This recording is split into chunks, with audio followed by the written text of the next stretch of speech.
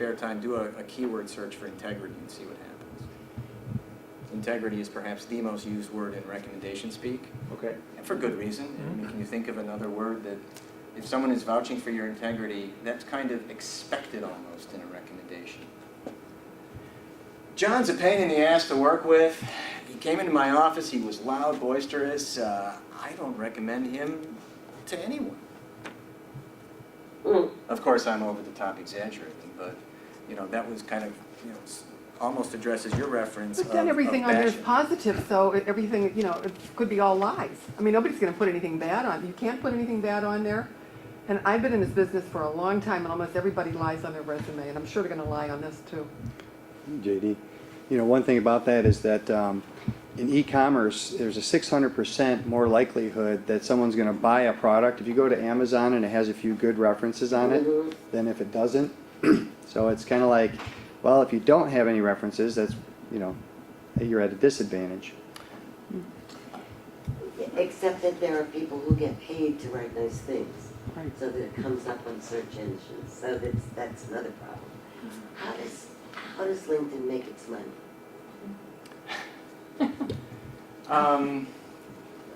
LinkedIn is profitable.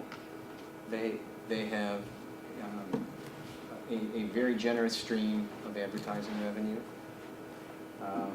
They have, I'm not quite sure I can fully answer that, but we know that they have advertising revenue.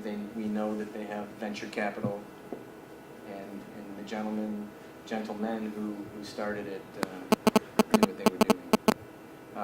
And by paid subscriptions and job postings. Anybody here posted a job on LinkedIn? You know that they ask you for a visa, and it costs money to post a job. And there are thousands, tens of thousands of job listings, so that is a huge revenue stream for LinkedIn. And then the paid subscribers. Slide master general, please. We all know that these are your connections. They're listed alphabetically. When you are researching someone, we also can see their connections if they have them on their visibility settings. How many people have LinkedIn with people and have really scrutinized their connections? Because it's important to see who our connections are connected to. Very important, yes. I do it. I encourage you to do it as well. Take time. If you're on the bubble with someone, see who they're connected to. See what kind of industries these people are in. See if any of them are connected to common groups you're in, etc. I have a question. Yes. Are those, I'm one of the people that just has it and I haven't done a lot with it. Are connections automatically generated by your experience when you first pull up the page, or you just kind of have to search? Connections are generated, you mean the connection directory? Yeah. You have to click on contacts. Okay. It's in So the to home go pane. through. They're not like automatically recommended to you? Oh no, it No. requires an acceptance. Okay. If someone is linking into you, you have to accept them as a connection. Okay. And if you're extending the invitation, they have to accept you as a connection.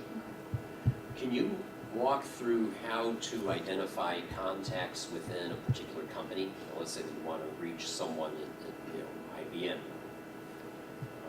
I'll give you the thumbnail version. It's not something I can dwell upon right now for the scope of the presentation. See me afterwards and we can chat on that. But companies also have listings. Let's say you want to check out IBM's company listing, which, well, technically we can do that, can we not? Let's try. Let me bring in the linked up screen.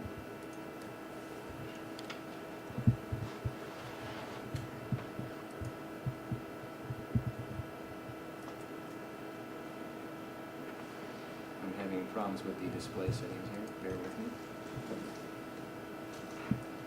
We're searching IBM under companies. You got a lot of IBMs. Let's go with this one. 386,558 employees. I'm going to click on more so you can see the full profile. I do quite a few company profiles, and what's going to happen on LinkedIn is as you go down, as you scroll down past the description, you're going to see current employees and former employees. You guys all know that first, second, third degree connections, everybody on the same page with that? No. If you're directly connected to someone, they are called first-degree connections. You will see first. If you are second-degree connections with someone, you know someone. Is that what that is? Okay. Yes, it's almost like the Kevin Bacon game. Mm-hmm. And ironically, Kevin Bacon's on LinkedIn. And I think it's the real Kevin Bacon. So we're all connected with Kevin Bacon. So this will tell you all of the second-degree connections and first-degree connections, people in your network. It'll go through new hires. And somewhere in that sea of URLs, there might be someone worth connecting to, targeting, approaching. And if they're if they're second-degree connections, they're a lot more approachable than third-degree connections. You were talking about that getting introduced piece. Mm-hmm. Or, I was just gonna add, or another thing you can do is, in the search that JD was showing, when you search people, you can search people by company. So you can type keyword marketing and then put in company IBM and find out who worked from That's right. marketing for IBM. A lot of search engine possibilities to target companies. You can, plug in CEO. You may marketing. never leave your house ever again. There's no need to. You got Peapod deliver food, Why bother? just stay in front of the computer. Why eat? Any other Coffee. questions on company searches? The key is going to get back to the PowerPoint. That's gotta be a nightmare for companies, because headhunters go in and they can just call these people up and recruit them. I mean, this is contrary to I've been in this business a long time, and everything was, keep your cards close to your vest, don't give up the name of your candidates, don't give up the name of your clients. And now everything, I had lunch today with another headhunter, and he's on it a little bit, and I said, this is difficult for me, because I was taught to keep everything secret. And my grandmother taught me that too, you know? I think So- if you think about it from a different generation, like the people that are younger, they don't see anything wrong I with know, this. I know they That's don't, the yeah, thing, yeah. I think, you know. as usual, we go too far with a lot of stuff in this country, Yeah. but, Mhm. but it's still, I don't want anybody to know who my clients are. Question, so you have all these either first or second degree LinkedIn's, Or third. and you're in marketing or sales, and you see a perfect person at a company that you've been targeting.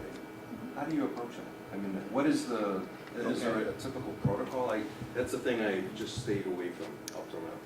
That's the chess game, and it's amplified with the transitional sector, because in many cases, that's your decision maker. That's the front gates of Oz. That's the promised land. And how do you get there? It's almost like Dorothy cruising through the poppy fields, all these obstacles in her path, and she finally gets to the door, and then she still can't get in to see the wizard. So the question becomes, will these people be receptive to an introduction? If it's someone in your network who could facilitate an introduction to that person, that's half the battle. If you yourself have a commonality, if you're in the same group, that's why the groups play so big on LinkedIn. Join as many as you can. LinkedIn currently allows you 50, and I could use 50 more. I could use 100 more groups for what I would like to accomplish on LinkedIn. So sometimes if you have a commonality, if you went to the same college, anything that can be an icebreaker, and people use it. People who are members of the same college, same society, maybe they were with a company at different years, they were staggered. Anything that you can do to craft a communication with some sense of familiarity, so you don't look like some guy out of the blue approaching them and just another guy with a resume that needs to be seen, These are strategies to get your handbill into the must-read pile instead of the to-be-shredded pile. So is there a lot of that going on, B2B? Yes, stuff? A lot? absolutely. Okay. So, And you have to be careful, it does carry a caveat, and that is some people, you don't know their networking bent. You don't know if they are receptive to your introduction. They still have to accept you as a connection. They can say, I don't know this user, or they can ignore it. If they were cool, they'll ignore it. But sometimes they'll press I don't know. They'll click on I don't know this user, And does anybody know what happens if someone gets an I don't know? 3 strikes are out. 5 strikes. I hear